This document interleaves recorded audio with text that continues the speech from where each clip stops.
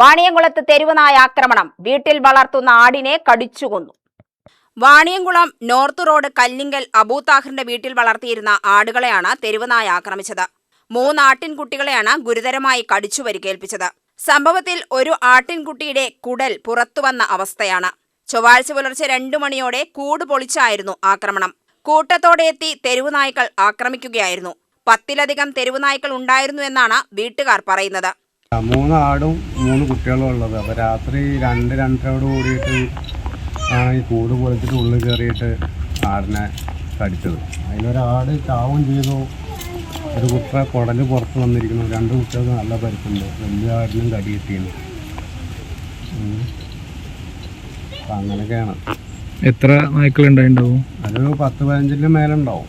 കൂട്ടത്തോടെ കയറി വന്നിട്ട് അതിക്രമിച്ചിരിക്കുകയാണ്. അത് ഇരുമ്പിൻ്റെ കൂടെ അതിൽ ഈ ഡോറ് പൊളിച്ചിട്ട് ഇതിൻ്റെ കമ്പി പൊട്ടിയിട്ടാണ് ഉള്ളിലേക്ക് കയറിയിരിക്കുന്നത് ഒരു നായ.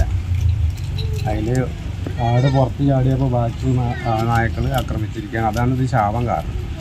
കൂടിൻ്റെ ഉള്ളിലുണ്ടായിരുന്ന ആട്ടുകുട്ടികൾക്കൊക്കെ കടി കിട്ടും ചെയ്തു. ദിവസങ്ങൾക്ക് മുൻപ് ഇതേ വാർഡിലെ തന്നെ മറ്റൊരു തൊഴുത്തിൽ പശുക്കുട്ടിയെയും തെരുവുനായ കടിച്ചു കൊന്നിരുന്നു. UTV news, Palakkad.